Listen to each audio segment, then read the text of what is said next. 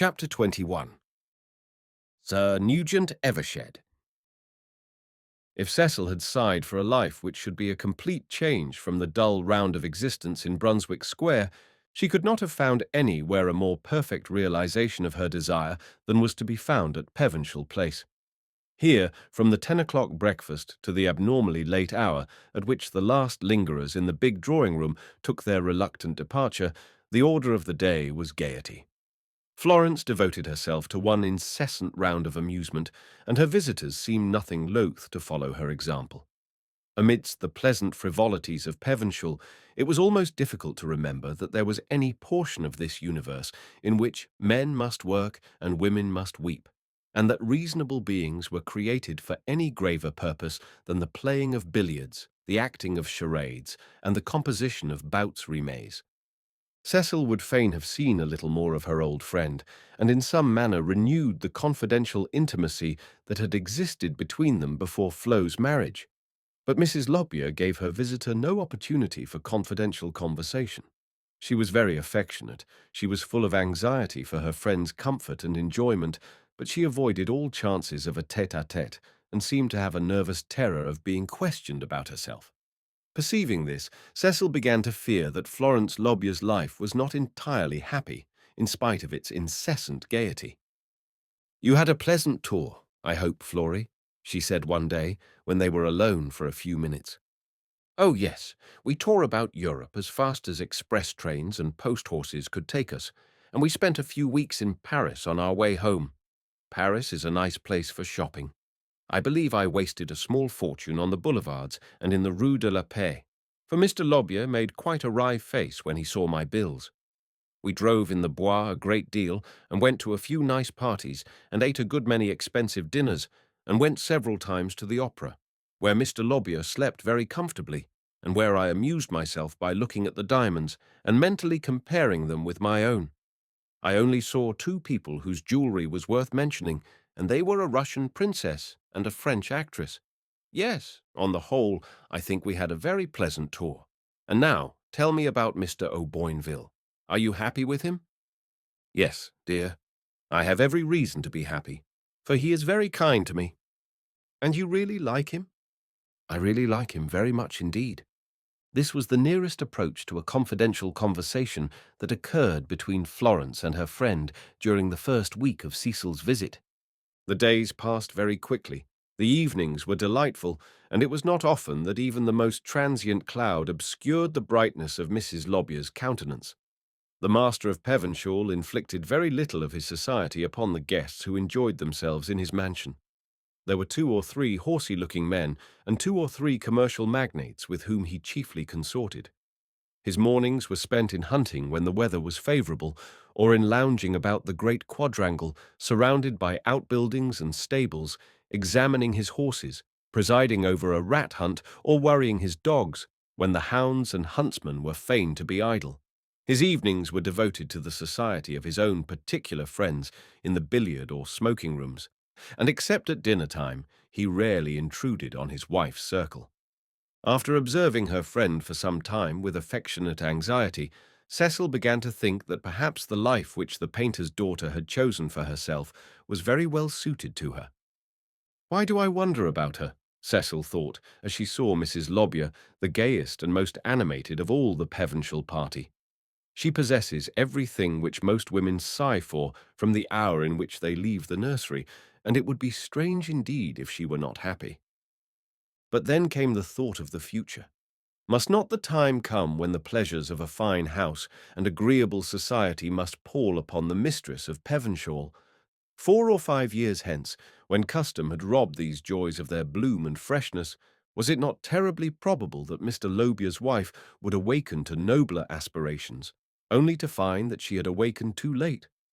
Then how commonplace and monotonous the unvarying round of country-house gaieties, the turmoil of London dissipations, must seem to the woman who had made it the business of her life to win them. "She is younger than I am, and she does not know how soon one grows tired of these things," thought Cecil. "I have sometimes thought, when driving up and down by the Serpentine with my aunt, that the treadmill could scarcely be worse than the ladies' mile must be to women who have lived 10 or 15 years in society and have gone through the same routine year after year. On the 24th of December, a letter came from Mr. O'Boynville announcing his inability to spend Christmas at Pevenshaw. I have made a great effort to come to you, but I find my work for Hilary term so heavy that I dare not turn my back upon my study. You would scarcely like to see my crimson bag in the Pevenshaw Library, and if I came I should be obliged to bring my bag with me. So enjoy yourself without me, my dear, and forget that there is such a person as Lawrence O'Boynville in existence. He is not jealous, at any rate, said Flo, after hearing this part of the letter. What a blessing it is to have a husband who is not afflicted with a jealous disposition. If Mr. Lobier were to see me flirting with half a dozen people at once, I don't think the spectacle would disturb the serenity of his mind. You speak as if you wished to make him jealous, Flo. Well, I don't know about that. Sometimes, perhaps, I really do wish to make him something. You don't know how provoking those husbands who are not jealous can be. If Mr. Lobier only watched me as closely as he watches the money market, he would be a perfect Othello. But you cannot be displeased with him for devoting himself very much to business, Flo, argued Cecil, for all the luxury and splendor of this house are the fruits of his commercial successes. Now you're going to lecture me, exclaimed Florence impatiently. While I was engaged to Mr. Lobier, everybody seemed to take a delight in abusing him, but now I'm married to him. People preach about him as if he were a saint. Even Papa, who was so much against my marriage, never writes to me without some little bit of preachment about my duties as a wife. I don't set up for being a model wife, and if Mr. Lobier is satisfied with me, I really can't see what right other people have to interfere. After this, Florence apologized for her impatience and embraced her dearest Cecil after her wont. And now, darling, I want you to come and walk on the terrace with me. It's a delightful morning, more like October than December, and we'll leave all those worsted working and piano-strumming people in the drawing-room to amuse themselves. Run and put on your warmest shawl.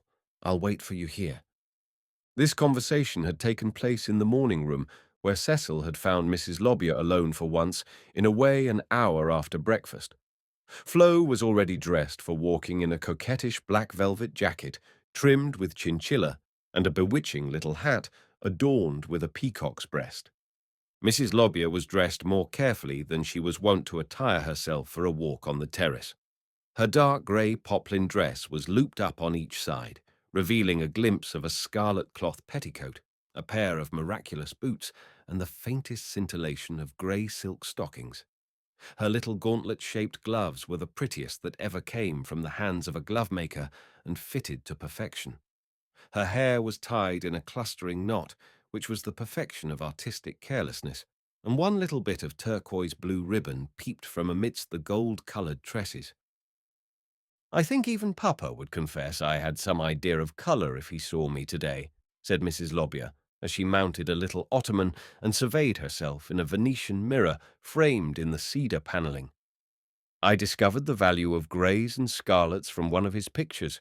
I'm sure I don't know why I should have taken pains with my dress this morning, but one must amuse oneself somehow or other. Mrs. Lobier smothered a little yawn with the fingers of her pearl-grey gloves and went to one of the windows whence there was to be seen a sunlit winter landscape, with all the varying beauties of light and shadow playing upon hill and dale and wood and water, which made the prospect from the south front of Pevenshaw Place one of the finest views in the North Riding. Cecil joined her friend a few minutes afterwards, and the two ladies went out upon the terrace, where they met Mr. Lobier, who was hurrying towards the steps leading to the carriage drive with a railway rug on his arm. "You are going away?" asked Flo politely. "Yes, I find I must run to Manchester this morning. I shall be back in time for dinner tomorrow." "You will travel on Christmas Day?" exclaimed Flo, with a slight elevation of her eyebrows. "Why not on that day as well as any other?" said Mr. Lobier coolly. "Do you think I am to stop my business because people choose to overeat themselves with beef and pudding on the 25th of December? Goodbye, Flo. I've only half an hour for the drive." The millionaire brushed his wife's forehead with his bushy moustache and then ran down the steps, where an American gig with a high-stepping horse and a miniature tiger were in attendance upon him. In this airy equipage, Mr. Lobbyer was borne along the avenue as on the wings of the winter wind, and seen from a distance presented an appearance of high-stepping horse, man, and high wheels, without any superfluous encumbrance in the way of vehicle. "And now let us enjoy ourselves and have some nice talk," said Flo, when she had stood for a few moments watching her vanishing lord and master with eyes which did not ever express that spurious kind of interest called curiosity. "Your bonnet is very pretty. How do you like my hat?" After this lively commencement, the conversation flagged a little. When people deliberately set themselves to talk, they are apt to be seized with a kind of mental paralysis, which deprives them, for the time being, of the faculty of intelligent speech. The two ladies walked briskly up and down the long stone terrace, and a delicate flush deepened in Mrs. Lobyer's cheeks and heightened the brilliancy of her eyes. The great clock in the quadrangle had struck 12 as Mr. Lobbyer departed, but that gentleman had scarcely been absent 10 minutes when Florence produced her watch and consulted it as carefully as if she had been one of the Manchester men in whose society Mr. Lobbyer delighted. The two ladies walked several times up and down the terrace, but in spite of Cecil's efforts the conversation still flagged. When Cecil admired the view, Mrs. Lobbyer owned that it was charming, while the magic of novelty lasted. "One gets used to it," Flo said indifferently. "I dare say if people could live on the summit of the Matterhorn, they would get used to that and think very little of it. When first I came here, I used to look out of my dressing-room window and admire the prospect while Carstairs was dressing my hair, and now I take no more notice of the view than if I were living in Russell Square." After this, Mrs. Lobbyer relapsed into silence, and perceiving that she was preoccupied, Cecil abandoned herself to her own meditations, though not without some wonderment as to why Flo had made such a point of bringing her out on the terrace when she had nothing particular to say to her. They had walked for some time in silence when the sound of horses' hoofs upon the hard carriage drive made them both look up. The pretty pink flush deepened ever so little on Mrs. Lobbyer's cheeks as a horseman, followed by his groom, rode rapidly towards the terrace steps. "It is Sir Nugent Evershed," said Flo. "Now, Cecil, you are going to see one of the best men of the country, enormous wealth without the faintest association with the money market, and oh, how delightful money without the market must be, and an interminable line of ancestors. Though, if ancestors didn't generally reveal themselves in high insteps, aquiline noses, and taper fingers, I shouldn't set any particular value upon them." All this was said very rapidly, very gaily, very lightly, but lightly as it was said, Lady Cecil wondered a little at the warmth of Mrs. Lobbyer's complexion and the new brightness in Mrs. Lobyer's eyes. Sir Nugent Evershed surrendered his horse to the groom at the bottom of the terrace steps and came on foot to greet the ladies. He was one of those rare exotics, those hothouse flowers in the garden of youth, which, so long as grace and beauty are worshipped upon the earth, will always find tender cherishers, even though some drops of subtile poison mingle with the perfume, even though a base of clay sustain the torso of the god. He was the very pink and pattern of the jeunesse dorée, the type of man that has appeared with but little variation of form in every century. The Alcibiades, the Essex, the Cinq-Mars, the George Villiers, the handsome Lord Hervey, the butterfly whose gilded wings excite the indignation of wiser men, but who laughs at their wisdom and defies their scorn, serene in the enjoyment of his butterfly triumphs. Sir Nugent was fair, with blue eyes and pale amber moustache and whiskers. The Alcibiades of the present day is generally of a fair complexion, and our friends on the other side of the Channel may talk now of the blonde meesters as well as the blonde mees of the Brumeuse Angleterre. Florence introduced Cecil to the elegant young baronet, who seemed on very familiar terms with Mrs. Lobbyer. He entreated the ladies to continue their walk and strolled up and down the terrace with them. "I will go and look for Lobbyer presently," he said. "I suppose I shall find him somewhere about the house or stable, as it is scarcely a hunting morning." "You will not find Mr. Lobbyer till tomorrow," answered Flo. "He has gone to Manchester." "Again." What an extraordinary attachment he has for Manchester. I never cared much myself for the Cottonopolis. It seems to me London without the West End. After this, Sir Nugent made himself eminently agreeable. The butterfly of the 19th century must not be altogether a foolish butterfly, for the gentler sex, whose suffrages he courts, are very far in advance of the Belindas and Sacharissas of the past. Sir Nugent had been to every place that was worth a gentleman's visiting, and seen everything worth seeing, and read almost every book worth reading. He was a proficient in all gentlemanly sports. At 9 years of age he had passed as a swimmer at Eton, and at 19 had been stroke-oar in one of the Oxford boats. He was as much at home deer-stalking and eagle-shooting in the Highlands as he was in the West End clubs, and his only effeminacy consisted in the whiteness of his hands and the careful tastes of his costume. The two ladies and the baronet went into the house presently and made their way to the drawing-room, where Sir Nugent was welcomed with universal cordiality. He had a cousin staying in the house, a fast young lady with out-of-door propensities, a young lady who wore clump-soles to her boots, defied wet weather, and unblushingly consumed a whole grouse at the breakfast table before the face of mankind. A young lady whose mother is a county heiress, and whose paternal ancestors have been drawn and quartered in the dark ages, may venture to take life after her own fashion. Sir Nugent stayed to luncheon, and Sir Nugent lingered in the great drawing-room all through the winter afternoon. In the twilight, Florence asked her friend for a little Mendelssohn, and while Cecil played the tender music, the baronet and Mrs. Lobbyer stood in a bay window near the piano, talking in hushed voices, attuned to the pensive melody. There were a good many people in the room, but it was a dangerously spacious apartment, in which conversation was apt to degenerate into tete-à-tete. When lamps were brought, the party of ladies, with Sir Nugent and 2 or 3 other gentlemen amongst them, adjourned to the morning-room to take tea, and still the baronet lingered, assisting in the dispensing of the cups and making himself eminently useful to Mrs. Lobbyer. "Thank heaven, we are drifting back into the cosy ways of our ancestors," he said, as he leant against the corner of the mantelpiece nearest Flo's chair.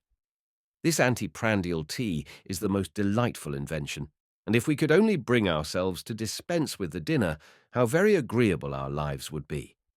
Do you expect to see Mr. Lobbyer this evening?" he asked Florence. "I think not. He talked about coming back tomorrow." "On Christmas Day." "Ah, well, I suppose there is no Christmas for millionaires. Imagine the Marquis of Westminster eating turkey and calling it Christmas. He could have turkeys all the year round. He might have a dish made of the tongues of 1,000 turkeys on his breakfast table every morning if he liked. There can be no such thing as change of season for the millionaire. His house is warmed from roof to basement with hot air pipes, and he has peaches all the year round. I should like to have seen Lobbyer today, and I have inflicted myself upon you most shamefully in the hope of seeing him." "I don't believe Nugent ever thought himself an infliction in the whole course of his life," cried the fast young lady cousin.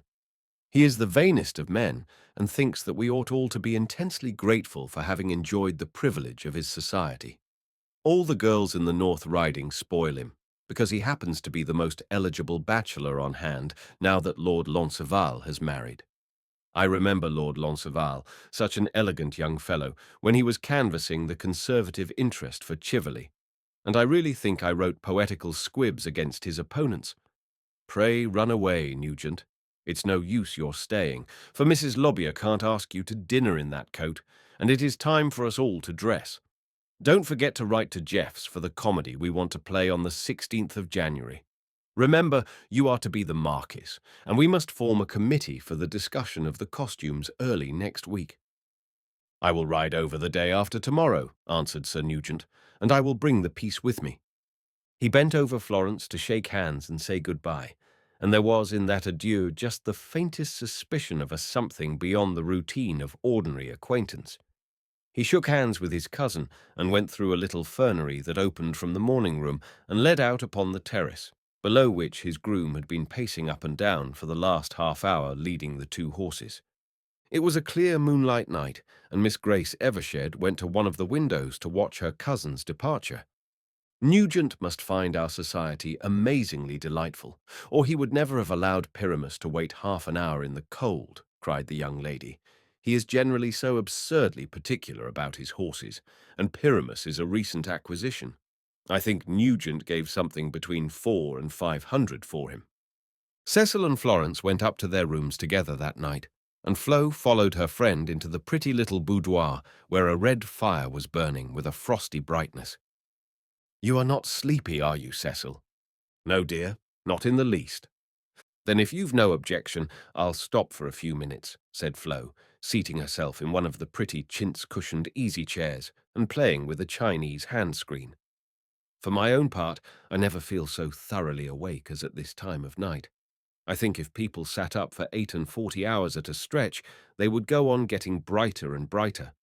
As it is, we chop our lives up into such little bits, and are seldom either quite awake or quite asleep. How do you like Sir Nugent Evershed?" The question was asked very carelessly, and the questioner's eyes were fixed upon the fire. "I really don't know him well enough either to like or dislike him," Cecil answered. "Nonsense, Cecil. That's a lawyer's answer.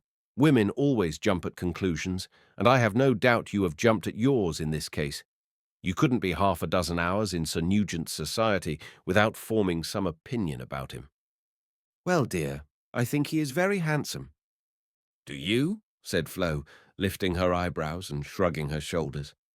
"Well, yes, I suppose he is what most people would call handsome." "But you don't call him so." "Well, no. I have seen handsomer men. But what do you think of him? His manners, himself, in short?" Flo asked rather impatiently. "I think he is exactly like a great many other young men I have seen." "Good gracious me!" cried Flo, this time very impatiently. "Do you mean to tell me that the generality of young men are as elegant and accomplished as Sir Nugent Evershed?" "No, I don't mean to say that exactly, but I think the generality of young men in the present day are very accomplished. They all travel a great deal. They all read. Cecil, if you're going to talk like a blue book or a statistical paper, I shall go away. I see you don't like Sir Nugent." "My dear girl, I never said anything of the kind. I only say that he seems to me like a great many young men I have seen. Rather more handsome, and rather more accomplished, and rather more elegant than the generality of them, perhaps, but only differing from them in degree. Is he a great friend of Mr. Lobbier's?" "Yes," Flo answered, still looking at the fire. "They are very intimate. Are not those pretty tiles, Cecil?" she asked, suddenly turning her eyes on the encaustic tiles that surrounded the grate. "I chose the design myself. The architect had put a bronze stove into this room, and it was to be heated with hot air pipes. Imagine a boudoir heated with hot air pipes.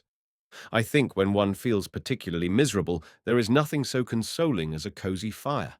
A soothing influence seems to creep over one as one sits in the twilight, looking into red coals. And how, in goodness' name, could one sit and stare at pipes? I suppose architects never are unhappy." This speech seemed to imply that unhappiness was not altogether a stranger to Mrs. Lobbier, but Cecil did not take any notice of the remark. When a young lady chooses to marry as Florence Crawford had married, the wisest course for her friends is to ignore the peculiarities of her lot and to take it for granted that she is happy. "Yes," Flo said, after a pause. "Sir Nugent and Mr. Lobbier are very intimate, and there is something almost romantic in the circumstances of their friendship. They were at Eton together. They were of the same age, in the same class, and they lived in the same house, but they were the most bitter foes. There was quite a Corsican vendetta between them. Sir Nugent represented the aristocratic party, Mr. Lobbier the commercial faction. They were the Guelphs and Ghibellines of the form. Of course, under these circumstances, they were perpetually fighting, for it really seems that the chief business of Eton boys is to fight and play cricket. One day, however, they had a desperate battle in a place called Sixpenny, though why Sixpenny is more than I can tell you. The fight was going against Mr. Lobbier, for I believe Sir Nugent is enormously strong, though he looks so slender, and the backers were persuading him to take a licking. That's the Eton term, I believe, for giving in. But he wouldn't give in, and while they were wrestling, he took a knife from his trousers pocket and stabbed Sir Nugent in the arm. It wasn't much of a stab, I believe, but the backers informed the masters of the business, and there was a tremendous outcry about it, and Mr. Lobbyer was expelled the school. Of course he was very young at the time, added Flo, rather nervously, and I suppose boys of that age scarcely know that it is wrong to use a knife when the fight is going against them. Cecil did not answer immediately. She had never liked the gentleman whose hospitality she was enjoying, and this little episode from the history of his school days was not calculated to improve her estimate of him. And yet Sir Nugent and Mr. Lobbyer are now quite intimate, she said presently, feeling that she was called upon to say something. Yes, that is the most singular part of the story. After that Eton fracas, they saw nothing of each other for years and years. They went to different universities, and Mr. Lobbyer, as you know, finished his education on the continent. When the Pevenshaw estate was bought, Mr. Lobbyer Sr. discovered that the country seat of his son's old enemy was within 10 miles of the place. The country people received Mr. Lobbyer the elder with open arms, but he didn't care for society, and as he went out very little, he never happened to meet Sir Nugent. And as my husband was very seldom here, he never happened to see Sir Nugent, and I suppose the old Guelph and Ghibelline feeling still existed in a modified degree, and might have gone on existing from generation to generation if it had not come to an end like a romance. When we were travelling in Switzerland in the autumn, we went on one mountain expedition to see the sun rise from some particularly romantic and unapproachable peak, with rather a large party, almost all of whom were strangers to us. By some accident, I and my guide were separated from Mr. Lobbyer and his guide, and as the guide could only speak some vile jargon of his own and couldn't understand any language I tried him with, I found myself wandering farther away from my own party, on the track of a party of deserters who had started off at a tangent to see some other prospect, and to whom the guide imagined I belonged. I was very much annoyed at not being able to make myself understood, for I was very tired of the snow and the slipperiness and the grand scenery, and was unromantically anxious to get back to the hotel, which I don't think I ever should have done if one of the deserters had not espied me following wearily in their track and benevolently come to my assistance. He was an Englishman, but he could speak the guide's jargon, and he told the stupid creature what I wanted. Not content with this, he insisted on escorting me himself to meet my own party, and would not leave me till he had placed me in Mr. Lobbyer's care. I suppose when poor shipwrecked creatures are picked up by a passing vessel, they are very likely to think that vessel the queen of ships, and I know that I thought my deliverer a most agreeable person. Of course, Mr. Lobbyer asked to whom he was indebted, and so on, and the two gentlemen exchanged cards, whereupon it appeared that my deliverer was no other than Sir Nugent Evershed. After this we met in the public rooms of the hotel.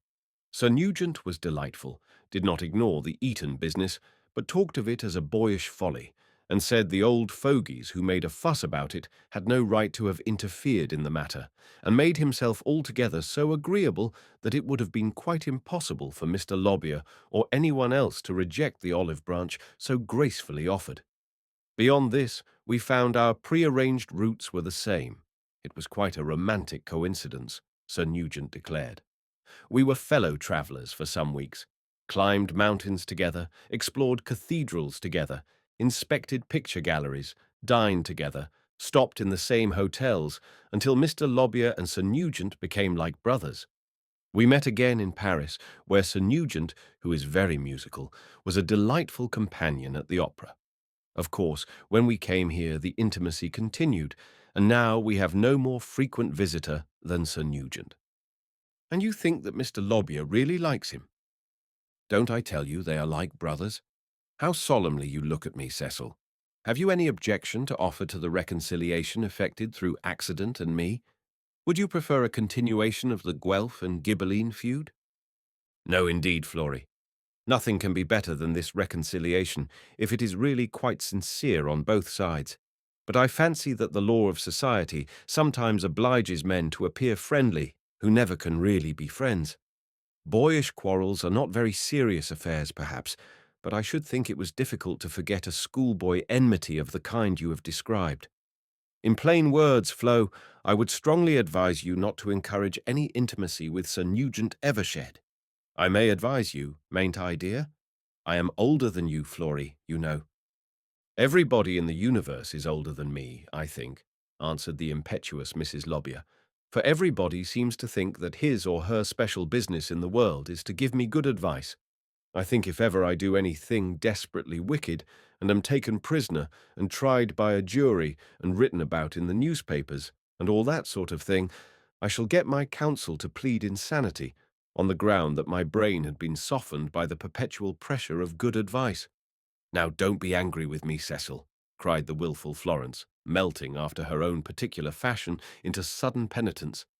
I know you are the best and dearest friend I have in the world except Papa, and I would do anything to please you.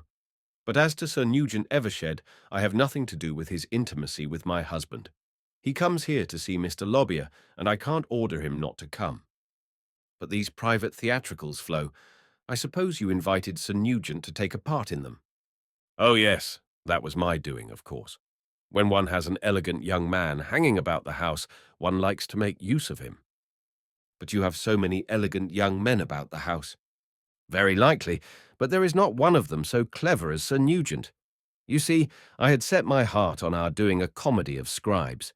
There is such a rage for private theatricals just now, and I knew that the only chance of our distinguishing ourselves was by doing something French. The whole county will be pervaded by the Lady of Lions and Still Waters Run Deep, but a comedy by scribe in the original will be a little out of the common. I know that Sir Nugent's accent is irreproachable, and he is the only man I can trust with the character of the Marquis.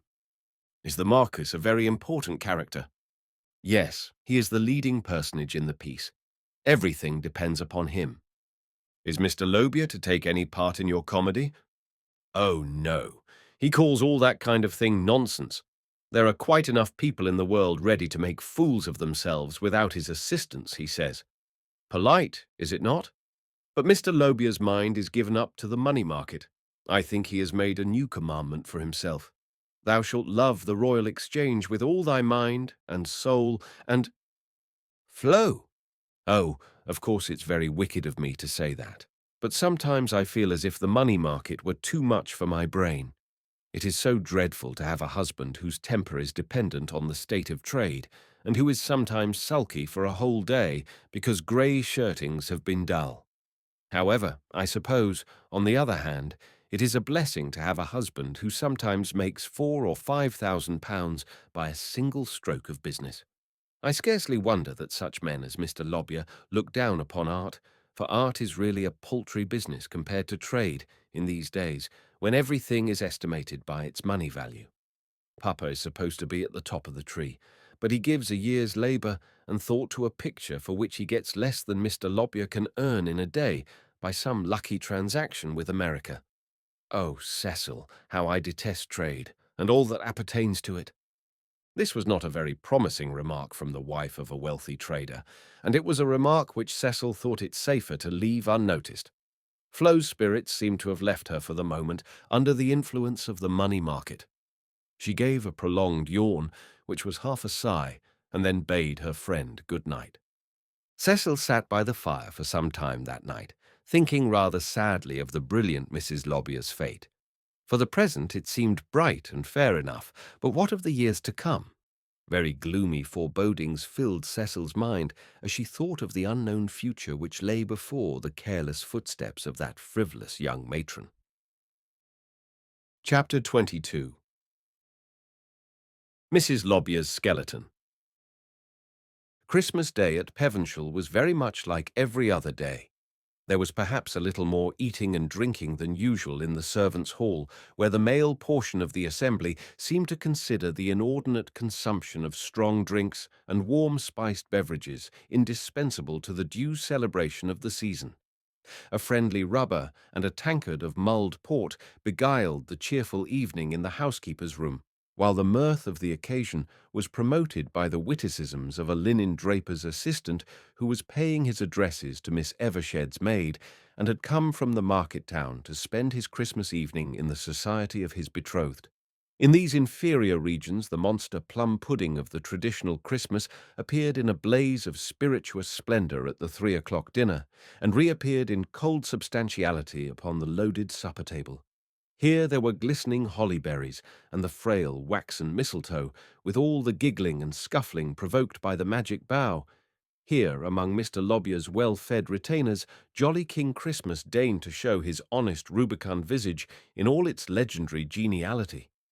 But at Mr. Lobbier's dinner table, jolly King Christmas was a poor creature, represented in one of the later courses by a turkey that was ignominiously carved by an under-butler upon the great oak sideboard, and which was handed about in small modicums to be contemptuously rejected by surfeited diners who had just been regaled with a course of spring ducklings and early green peas at half a guinea a spoonful, and introducing himself furtively at the fag end of the banquet under cover of a small mould of some black compound, which the attendant offering it explained in a low voice as plum pudding.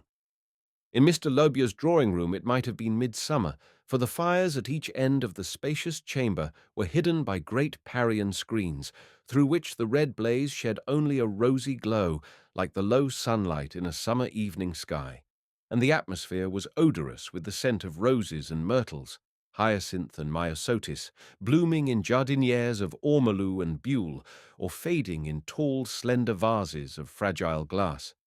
The possessor of 1,000,000 of money is the earthly incarnation of Zeus.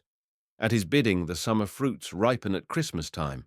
For his pleasure, the nipping winter becomes a time of roses. It is not to be expected, therefore, that the millionaire should put himself out of the way because the common herd choose to be joyful, or that he should embrace dowagers under a vulgar mistletoe bough and burn his fingers in the extraction of indigestible raisins from a dish of blazing spirits. Nothing in Mr. Lobbier's manner on this particular 25th of December betrayed the faintest sympathy with those genial emotions common to the vulgar at this season of the year. He appeared in the drawing-room about 5 minutes before dinner, faultlessly attired in evening costume, and carrying his familiar, a fawn-coloured pug, in one of his big, strong hands. Cecil found her host leaning against one of the mantelpieces in his accustomed attitude and caressing this brute, with a moody countenance, when she entered the drawing-room. He did the honours of the dinner-table in his usually graceful manner, and those amiable people who are never weary of sounding their host's praises in his character of a rough diamond found him peculiarly delightful this evening. He was so quaint, so original, they said to each other confidentially, as the millionaire let fall some cynical remark now and then in the course of the banquet. He seemed very glad to get back to the fawn-coloured familiar, which was snoring peacefully, half buried in a fleecy rug, when the gentleman returned to the drawing-room. He lifted the animal by one ear and retired with it into the depths of an easy-chair, whence might be heard occasional growlings and snappings as the evening proceeded. "I am afraid that grey shirtings were not lively," Florence whispered to Cecil as the two ladies were preparing themselves for a duet. At 10 o'clock, those splendid creatures, the matched footmen, were summoned to wheel the jardinières and étagères away from the centre of the room, while Lady Cecil and a young masculine pianist seated themselves at the instrument to play quadrilles and waltzes for a carpet dance. It was at the same hour that Mr. Lobbier emerged from the depths of his easy-chair, flung the fawn-coloured animal into a corner, and walked towards one of the doors. "Come and have a smoke in the billiard-room, Chapman," he said to one of his commercial friends, a bald-headed, warm-looking man, of whom the county people never took the faintest notice.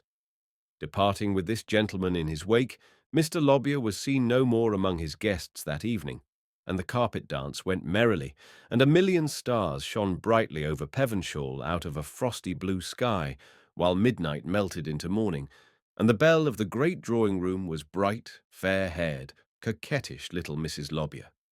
But the Christmas night came and went, and the bride of 6 months had no loving husband to take her hands in his and say, "God bless you, my darling, on this night above all nights of the year, and in all the days and nights to come." Sir Nugent Evershed made his appearance before luncheon on the 26th of December, with Scribe's Comedy in his hand, much to the astonishment of his cousin Grace. "Jeffs must have been very rapid," she said. "He generally keeps me longer when I send for anything." "I didn't depend upon Jeffs," answered the baronet.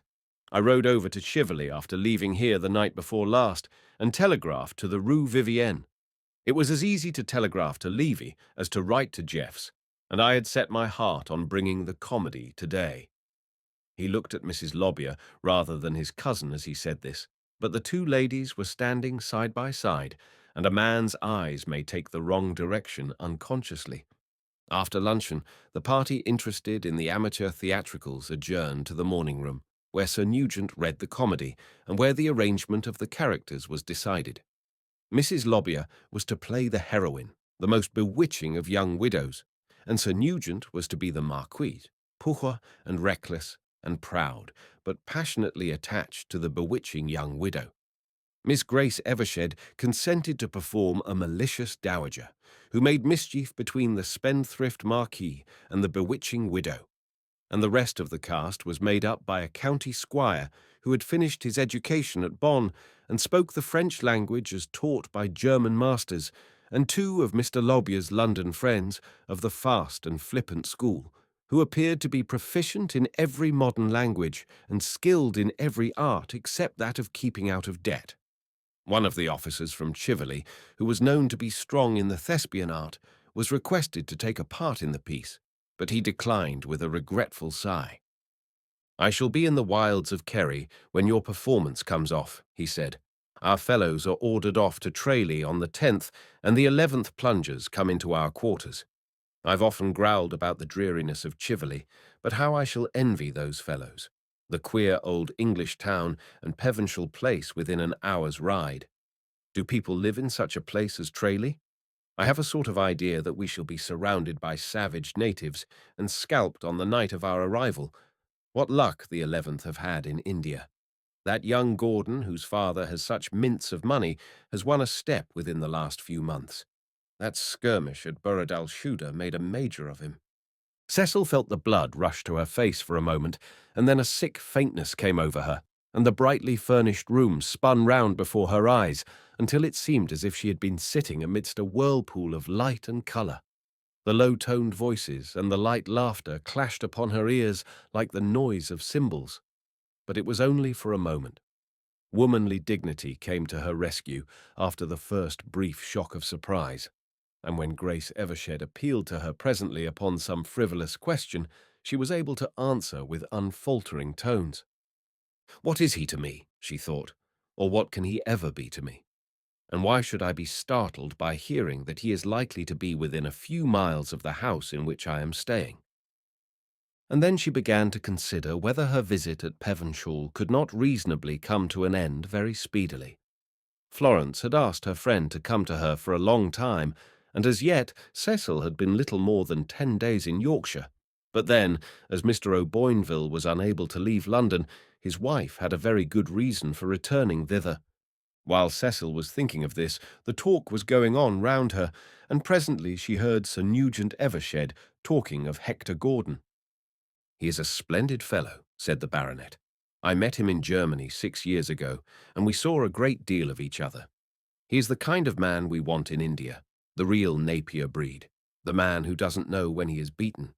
I was with him in a revolutionary row at Heidelberg. Gad, how he fought! The students wanted to chair him after the squabble, but he wouldn't stand any nonsense of that kind. What a night we made of it afterwards. There was a mad-brained fellow who fancied himself a poet, a brace of transcendentalists, and Gordon and I. I remember our sitting in the balcony of the hotel, drinking Rhine wine and talking metaphysics long after midnight, when the last twinkling light in the queer old city had been extinguished, and every roof and steeple stood out clear and sharp in the moonlight. Gordon must be a glorious fellow if he hasn't degenerated since then. We used to call him the Scottish Lion in those days. The girls and old women came to their windows to stare at him as he strode along the miserable pavements, with his long auburn hair flying loose about his neck. I shall be very glad if he comes my way this winter, though I'm sorry they're going to send you fellows to Tralee, Foster." The Pevenshall party were more interested in the costumes they were to wear for the comedy than in the merits of Major Gordon, so no more was said about that gentleman. Sir Nugent was entrusted with the duty of writing to a London costumier who would provide the masculine attire, and he further engaged himself to procure a set of coloured lithographs from which the ladies might choose their dresses. Having accepted these commissions, he departed, but not before he had received an invitation to dinner for the following day from Mr. Lobyer, who came into the morning room before the party broke up, and who seemed, so far as in him lay, to be amiably disposed towards his visitors and the world in general. Cecil left the drawing-room early that evening in order to write some letters in her own apartment. She wrote a long, gossiping epistle to her husband, telling him of the Pevenshall gaieties, the pending amateur theatricals, anything and everything which she thought likely to interest him, just for the few minutes during which he read her letter. It was not because the great barrister was busy and could only write brief scrawls to his wife that she should therefore curtail her letters to him. She was so earnestly anxious to do her duty, even if duty was now and then a little tiresome. And yet I doubt whether he will be able to take his mind away from all that horrible law business even while he reads my letter, she thought, as she concluded her missive. In the course of the letter, she had expressed her desire to return to London.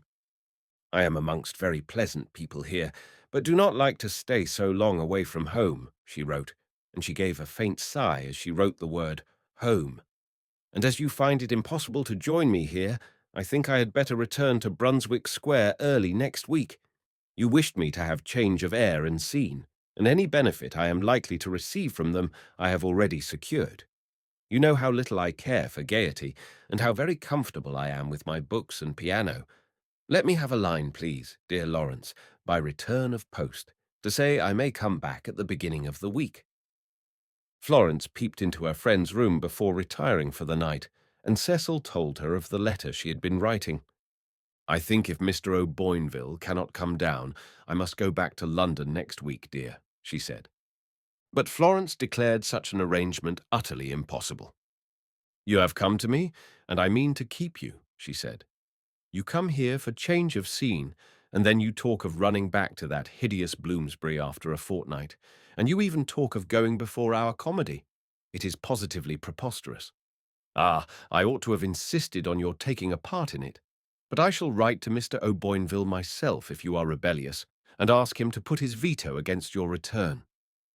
But, my dear Florence, you must know that I ought not to be so long away from home. I know nothing of the kind. In the last letter you showed me, Mr. O'Boynville said he was delighted to think you were enjoying yourself here, and that he was up to his eyes in business. What can a man who is up to his eyes in business want with a wife? After this there were many discussions upon the same subject, and Cecil found that it was not at all easy to get away from Pevenshall, especially as she received a letter from Mr. O'Boynville begging her to stay as long as she liked with her friends, and promising to run down for a day or two and escort her back to town if she stayed until the beginning of February.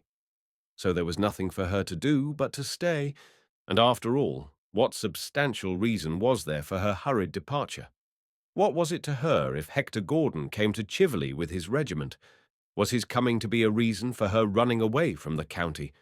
It was just possible that the officers of the coming regiment might be visitors at Pevenshall, as the officers of the departing regiment had been. But what did it matter to Lady Cecil O'Boynville where or when she met her old acquaintance of the little Hampshire watering place? Such was the tenor of Cecil's thoughts when she thought at all of Major Gordon. But after once having resolved to remain at Pevenshall until the natural termination of her visit, she tried to banish all thought of Hector and his possible coming from her mind. She abandoned herself to the frivolities of Mrs. Lobyer's circle, and found those frivolities very pleasant in their way. If it was a useless life, and in a manner sinful by reason of its utter uselessness, it was at least very agreeable while the freshness of youth lasted, and Cecil had seen in the person of her aunt that such frivolities may be tolerably agreeable to age. But in spite of all the brightness and gaiety of Mrs. Lobyer's life, Cecil found herself pitying her friend rather than envying her. Surely the day must come when she will be tired of it all, thought the barrister's wife, when Flo had been delighting everybody by her vivacity. She has too many pleasures and too much splendor and luxury. She seems to me like a feminine Xerxes, and sooner or later she must grow tired of every mortal enjoyment and cry out wearily for some new pleasure. How tired Cleopatra must have been of everything upon earth when she drank that melted pearl. Surely only a little less tired than when she made an end of her life with the asp. And Solomon, What unutterable weariness there is in every line of that wonderful book in which he laments the emptiness and barrenness of his life. I cannot help thinking of these things when I see Flo hurrying from one amusement to another, from a hunting breakfast at home to a morning concert at Chiverley, and then for an hour's shopping in which she spends a small fortune upon things she doesn't want, and then home to meet fresh visitors at dinner, and then charades or tableaux vivants or a carpet dance. She must grow tired of all this at last, but before that time this perpetual excitement will have become a habit, and society will be necessary to her, as it is to my aunt. I remember that line of Pope's, and round the ghosts of beauty glide. What a picture it conjures up! Who would not prefer a home and home duties to that perpetual round of pleasures which so soon cease to please? And then Lady Cecil thought of the big dingy house in Bloomsbury, and wondered whether the serenity and quiet cheerfulness of the ideal home would ever pervade that dismal mansion. She had hung birds in the southern windows, and had bought rustic baskets of flowers and perfumed caskets and workboxes for the adornment of the dingy drawing-rooms. But she had not been able as yet to impart that homelike aspect to Mr. O'Boynville's dwelling for which her soul yearned. The Pavenshall visitors were busy with the preparations for the comedy. The billiard room was given up to rehearsals. The billiard table was pushed into a dark corner, much to the annoyance of Mr. Lobbyer, who fled in despair to Manchester. There was a rehearsal every day during the fortnight preceding the eventful evening, for it is astonishing how much rehearsing one of Scribe's comedies requires when the performers are pretty girls and elegant young men. The business might have been managed in less time, perhaps, had there not been considerable hindrance of one kind and another to the steady progress of the affair.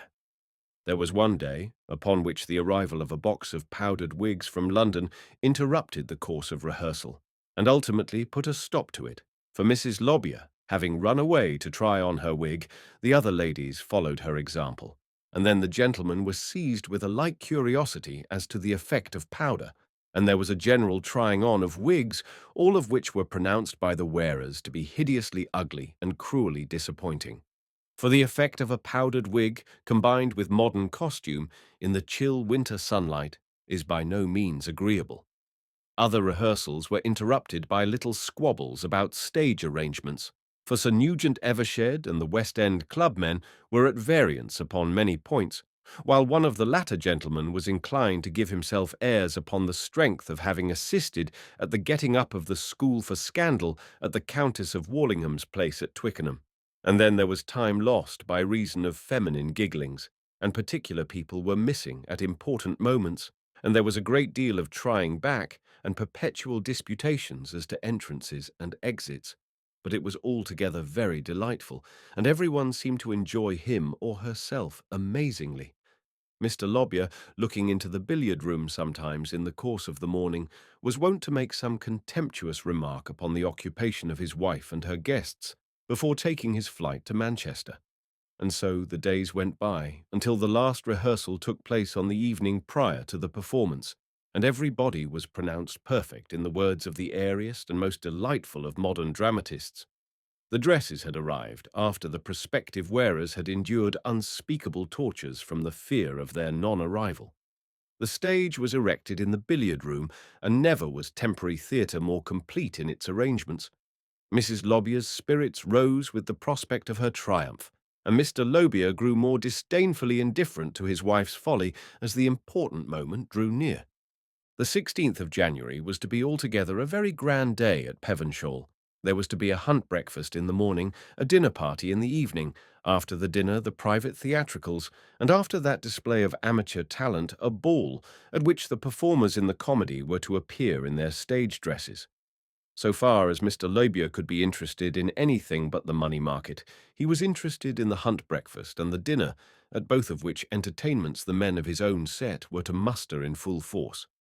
The master of Pevenshall had the chance of pleasure at a very early period of his existence, and not being gifted with a very large stock of vivacity, had speedily exhausted the effervescence of his nature. For the last few years of his life, all the force of his mind, all the energy of his character, had been directed towards the one end and aim of the successful trader. To make 20%, where other men were making 15, to anticipate the future of the money market, to foreshadow the influence of coming events, and to enrich himself by such foresight. For this, Mr. Lobbyer spent his days in meditation and his sleepless nights in care and anguish. But he was still capable, in his own stolid way, of taking some kind of pleasure out of the splendor of his surroundings, the skill of his cook, the perfection of his wines, and the homage which he received from the minions of the money market. He felt a grim satisfaction in the knowledge that his wife was beautiful, and that other men admired her and envied him because he was her husband. If he had been an Oriental potentate, he would have taken to himself 100 wives, not so much for his own happiness as in the hope that other potentates who could boast only 50 wives would envy him the delights of his harem. Not being an Oriental potentate, he had done the best he could in uniting himself to the prettiest woman and the most insolent coquette he had encountered. He had gratified himself to the annoyance and mortification of other people.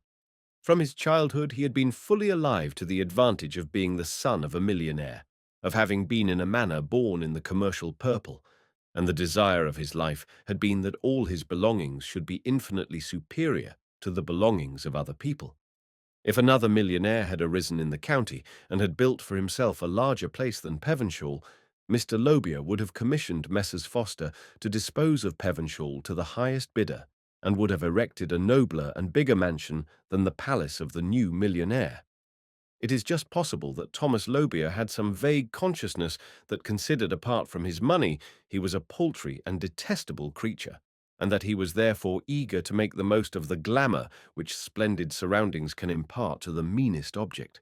Aladdin, playing in the streets and byways of the city, is only the idle waif and stray of a defunct tailor. But Aladdin, with the command of an orchard whose fruits are rubies and diamonds, Aladdin, the tenant of the enchanted palace and owner of the roc's egg, is altogether another person. One fancies him arrayed in shining tissues of gold and silver, blazing with jewels, handsome, dashing, elegant, delightful, or, in one word, successful, and the vulgar antecedents of the tailor's son are utterly forgotten. Mr. Lobier was neither an exacting nor a tyrannical husband. He had secured for himself the best thing in wives, as he had the best thing in horses and modern pictures and dogs. If he held her a little lower than his short-legged hunter, a little less dear than his fawn-coloured pug, he at least gave her as much as she had any right to expect from him. She had married him for his money, and he gave her his money. She spent as much as she pleased. She amused herself after her own fashion.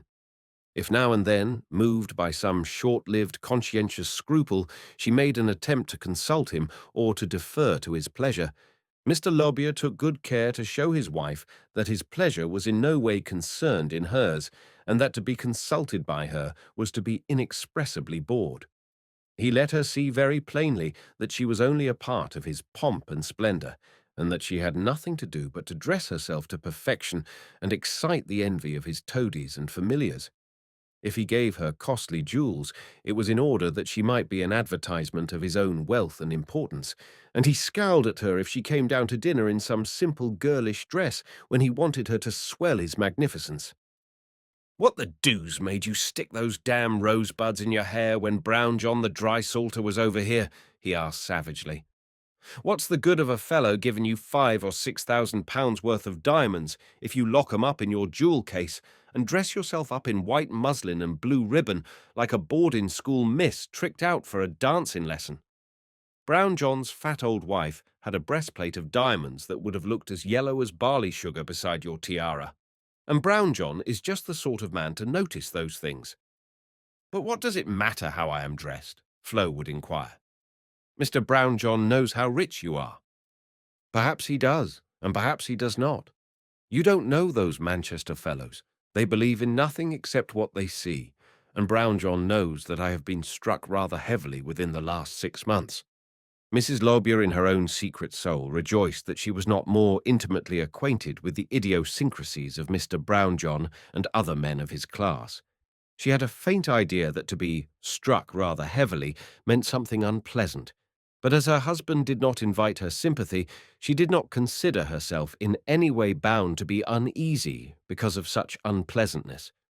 If ever she thought about Mr. Lobbier's financial position, she thought of him as the owner of wealth so enormous that no mistaken adventure could exhaust or even diminish it in any palpable manner.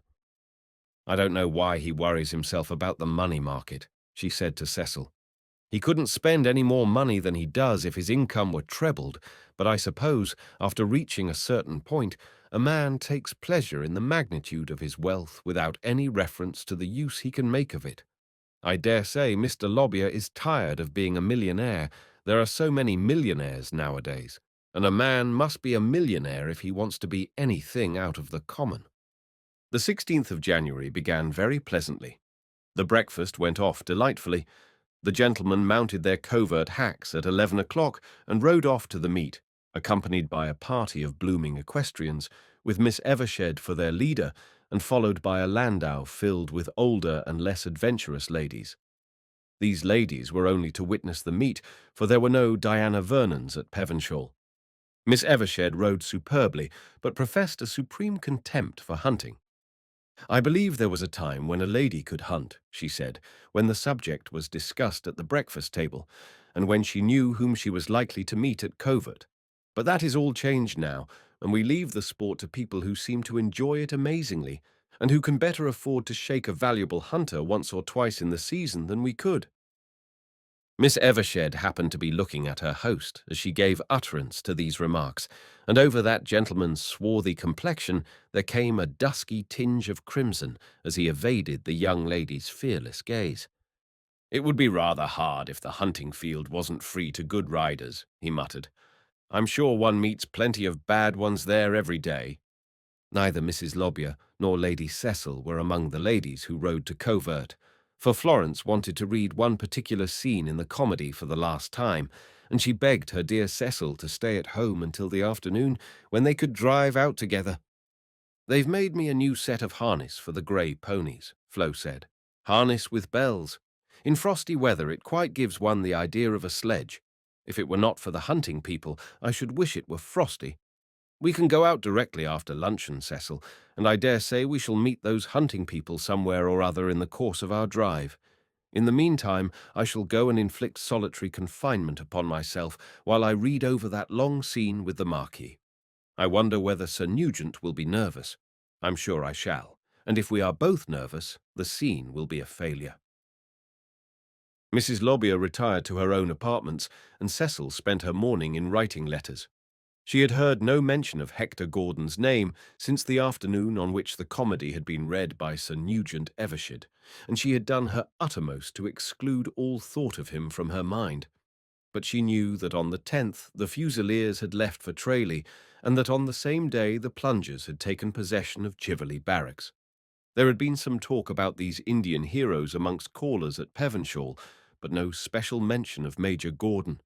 She knew that he was near her, that although it was quite possible that she might leave Yorkshire without having seen him, it was equally possible that at any moment he might appear before her, a guest in the house which sheltered her. She had been so accustomed to think of him as utterly divided from her, the inhabitant of another world, that the knowledge of his near neighbourhood affected her with a feeling that was nearly akin to terror. "What reason have I to be afraid of him?" she asked herself again and again, but in spite of all reason she was oppressed by some kind of fear when she thought of the many chances that might bring Hector Gordon across her path. Mrs. Lobbier was in her highest spirits at luncheon. The gentlemen were all away in the hunting field except Sir Nugent, who had arrived at Pevenshaw an hour or two after breakfast, and had been supervising the upholsterers' men as they put the finishing touches to the theatre and dressing rooms. He was to dine and spend the night in Mr. Lobbier's mansion. After luncheon he escorted the two ladies to their carriage, patted and admired the pretty grey ponies, and placed the reins in Mrs. Lobbier's hands. "You'll not drive far," he said. "Remember that as stage manager I have some kind of authority, and I must beg that you don't fatigue yourself. You have your dinner to go through, you know. It will be 9 o'clock before you leave the dining room, and our performance must commence at 10. An hour is a very short time for a pompadour toilette." "The dinner is a horrible bore," answered Flo. "Those Manchester friends of Mr. Lobbier's care for nothing but dinners, and Manchester is paramount in this house. Why can't one put one's housekeeper at the head of the table on such occasions? I'm sure Mrs. Prowan is a very ladylike person, and I could lend her some of my diamonds. You don't know how I hate those wearisome banquets, Sir Nugent, with the eternal Palestine soup and turbot and haunches of mutton and sparkling Moselle and crystallized fruit and forced pineapples and wax candles and that stifling odour peculiar to all dining rooms, which seems like a combination of roast meat and rosewater. But give the ponies their heads, if you please. How long am I to drive? She asked the question in her most charming manner, with that half-coquettish air of submission which is so delightful when evinced by a very pretty woman towards a man to whom she has no right to defer. "An hour and a half at the uttermost," answered the baronet, looking at his watch. "I shall be on the lookout for your return, and if you outstay your leave of absence, I shall exercise my authority as stage manager and condemn you to the most awful penance I can imagine. You shall play Léonie de Prélés without your wig. That would be a very small penance. I am sure the wig is hideously ugly, and that I shall look a perfect object in it. And I am sure you think no such thing, Mrs. Lobbier. I know you tried the effect of the wig last night by candlelight, and were charmed with it. Yes, your blushes convict you, and Lady Cecil knows I am right." Flo shook her head in coquettish protestation and drove away, the bells jingling gaily in the frosty air as she went. "Isn't he nice, Cecil?" she asked presently. "Who, dear?" "Sir Nugent, of course." "Yes, he is very agreeable. But I think—" "You think what, Cecil? Pray speak out. I can't bear people to begin sentences they can't finish. Perhaps you'll be offended if I speak frankly." "Oh dear, no. Say just what you like. It is my normal state to be lectured. People never hesitate to say what they please about me and my goings-on." "I think, dear, you are a little too much inclined to talk to him in a manner, or to let him talk to you in a manner that is almost like flirting. I know how difficult it is to draw the line between what is and what is not flirting, and I dare say you will think me very absurd, dear." "I don't think you at all absurd. I know that I flirt with Sir Nugent Evershed." "Flo? Do you think that I am going to pretend about it, or to dispute as to the exact shade of my iniquity? I talk to Sir Nugent, and I let him pay me compliments. Of course they are the airiest and most elegant compliments, like the little epigrammatic speeches in a comedy, and I sing the songs he recommends me to sing, and I read the books he begs me to read, and I have allowed him to bring me ferns from the fernery at Howden Park, and I suppose all that constitutes a flirtation of a very abominable character. But after all, Cecil, why shouldn't I flirt, if it amuses me to do so?" "But Florence—" "But Cecil, who cares about my flirtations? Mr. Lobyer does not, and I suppose if he is satisfied, other people may let me go my own way. Mr. Lobyer likes to see Sir Nugent dancing attendance upon me, because Sir Nugent is one of the best men in the county, and his hanging about Pevenshaw improves Mr. Lobyer's position au près de Manchester. I know I am a very worthless creature, Cecil, but I am not utterly iniquitous, and I try to do my duty to my husband after a fashion. If I saw that my flirting annoyed him, I would turn district visitor and never open my lips except to talk of charity schools and new iron churches." "But how do you know that Mr. Lobyer is not annoyed? Some men are so reserved upon such points." "I know that he is almost always at Manchester, and that when he is at home he is generally in the billiard or smoking room. Please, Cecil, don't say any more about it. There are some things that won't bear talking of.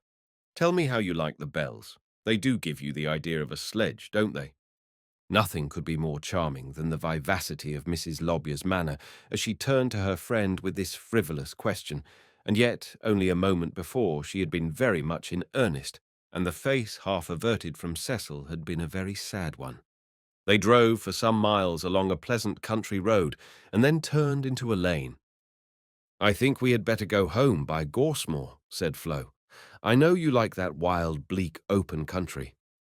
They had emerged from the lane onto the wide, hard road which skirted the broad stretch of common land called Gorsmore, where Flo espied a little group of country people clustered at a spot where two roads crossed and where there was a little wayside inn.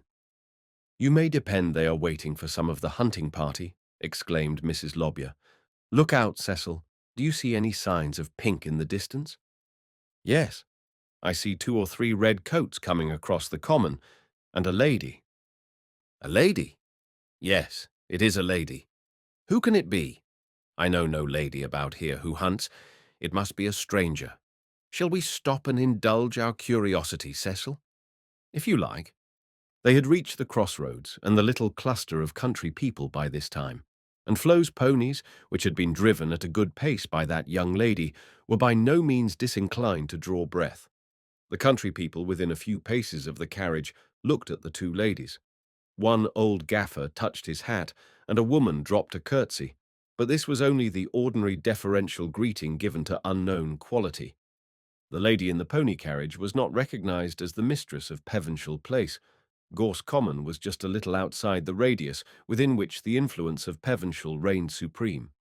The redcoats were riding at a leisurely pace, and their horses gave evidence of having done a good day's work. Flo had not drawn up her ponies 3 minutes when the huntsman and the lady reached the crossroads.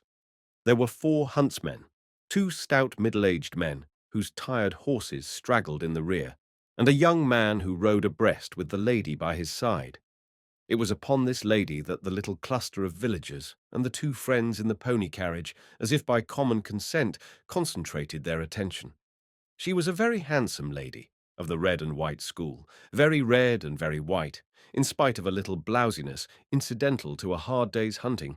She had a great deal of hair, and if some of the voluminous tresses, which had escaped from a chenille net and had fallen loose on her shoulders, did not quite correspond in shade, it was the fault of her hairdresser. She had bold black eyebrows and a bush of frizzled ringlets plastered very low upon her forehead, so low, indeed, that there was scarcely anything between the eyebrows and the frizzy hair. Her habit fitted her exquisitely, if possible, just a little too exquisitely, and there was more braid about it than is compatible with the strictest purism in the ethics of costume. She wore a white chimney-pot hat with a black veil and a stand-up collar of the most masculine type, and the stand-up collar was fastened with one very large diamond, a diamond which Florence remembered as the fastening of Mr. Lobbyer's collar when he had first attended the Sunday evenings at the fountains. The lady was talking very loudly to the gentleman who rode by her side as they passed the pony carriage, and neither the gentleman nor the lady appeared to observe the grey ponies or their owner. This was, perhaps, fortunate, inasmuch as the gentleman was Mr. Lobbyer. He was laughing quite heartily at something his companion was saying, and had half turned in his saddle to speak to the 2 men behind. "Did you hear her?" he cried triumphantly. "Say what you will, she'll put a topper on it." In all Cecil's acquaintance with the master of Pevenshall, she had never heard him laugh so heartily or give any such evidence of high spirits. She had just time enough to see what manner of person the lady was when the 2 riders had passed and were gone. The stout men on the tired horses followed. They were 2 of the Pevenshall visitors who talked money market with Mr. Lobbyer, and one of them espied Florence. He lifted his hat and saluted her as he passed, with abject confusion visible in every line of his countenance. Young ladies who put toppers upon conversation may be very agreeable, but a man who devotes himself to their society is apt to expose himself to the chances of rather awkward encounters. "Don't yon lassie make Tom Lobyer's money spin," said the gaffer. "Dick Stanner told me as young Lobbyer bought yon mare in York after the last Summer Reeses, and gave close upon £100 for her. And they say as the bay hunter she staked at the early part of the winter cost nigh upon as mooch. I think the old gentleman would turn in his grave if he could know the dukes and drakes the young un is making of his brass." "Is that lady in the white hat Mrs. Lobbyer?" asked a country woman. "Lord bless ye heart, no, missus, no more than you be. But I'll tell you what she is. She's Mr. Lobyer's master, Dick Stanner, one of the grooms at Howden. He told me all about her. She lives at Manchester, she does, most of her time. Mr. Raymond, they call her, but she comes over to Chiverley in the hunting season. She's got a house they call a willa outside Manchester, and keeps her brougham. Dick Stanner had a friend as lived coachman with her, but he said she was such a wild cat in her tantrums he wouldn't have stayed in her service for £10 a week.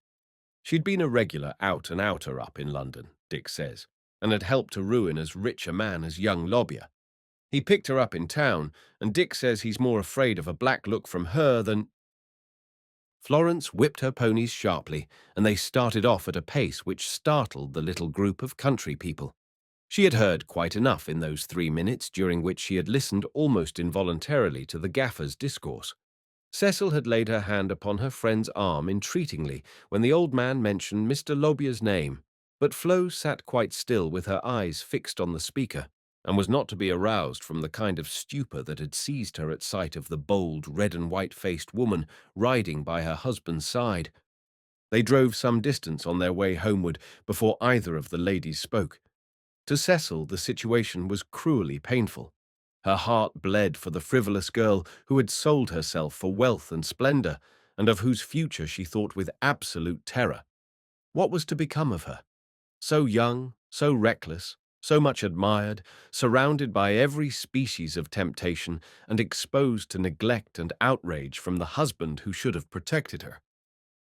Perhaps they can be separated on account of this horrible woman, Cecil thought as she pondered the matter during the silent drive. If Mr. Crawford could only know his son-in-law's conduct, I am sure he would interfere.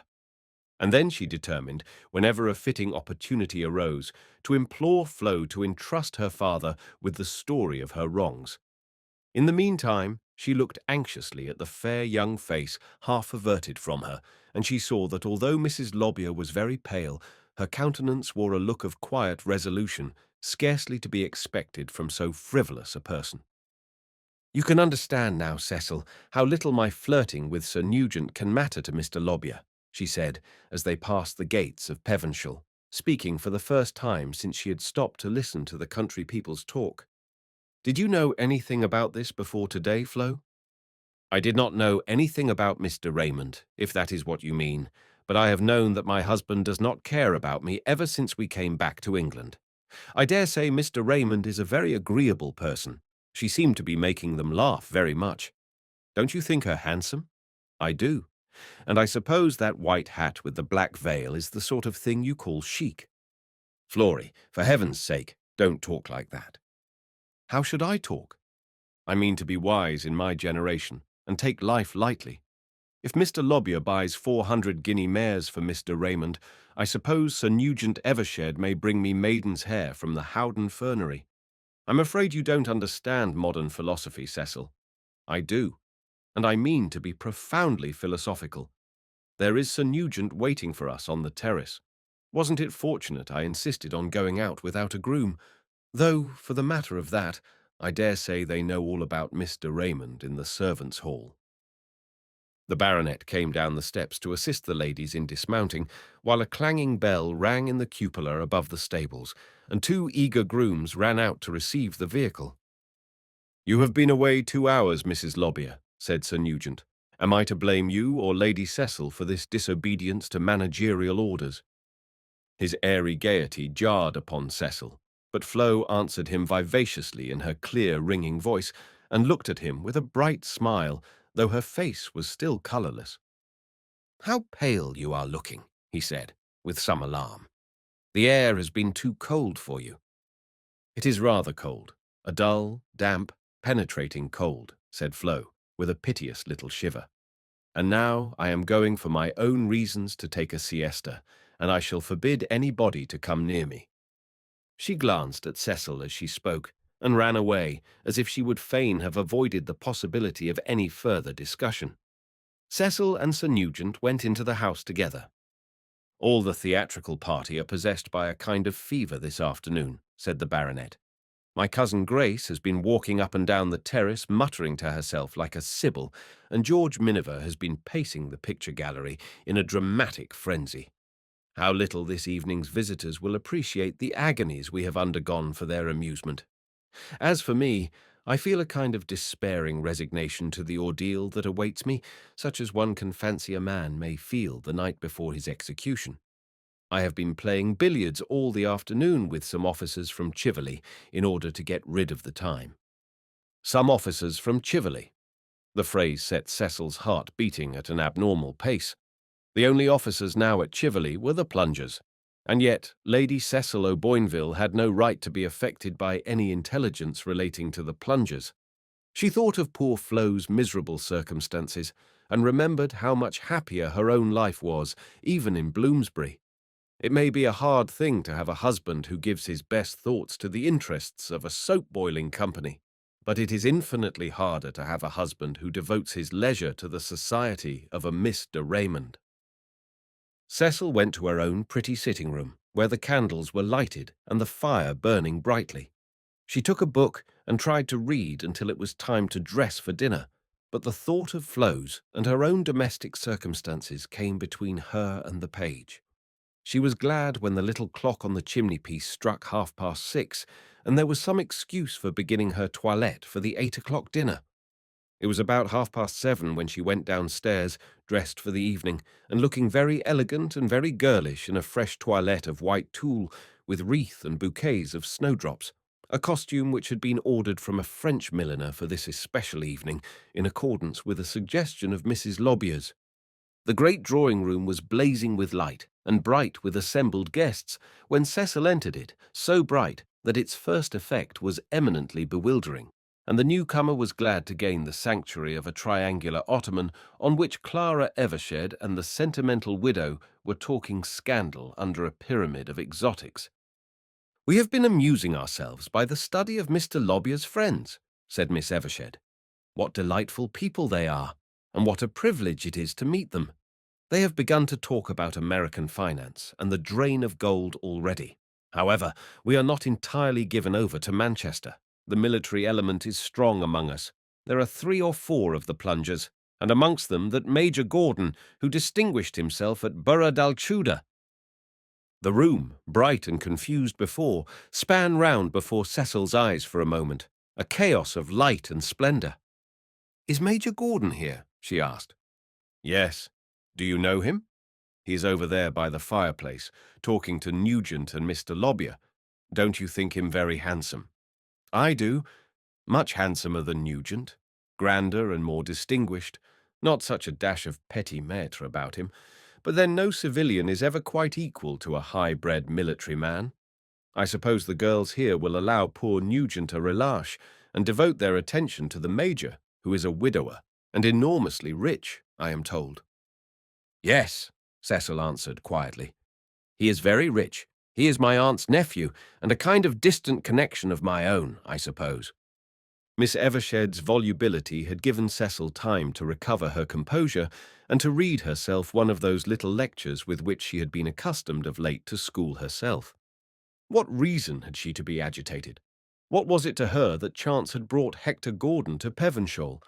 Could there be anyone in the room more utterly a stranger to her than he must be for evermore? She remembered this, and tried to think of her absent husband brooding over the details of Snooks versus Tompkins by his lonely hearth, while she affected to listen to Miss Evershed's vivacious chatter. Across the crowd she saw the proud head that had bent over her on the misty sands. They were strangers, such utter strangers now and for evermore. But even in that lighted room, amidst the odour of exotics, the buzz and hum of many voices, the breath of the ocean came back to her, and like a rushing wind from that unforgotten sea, returned the memory of the past, with all its sorrow and passion, its silent anguish and despair.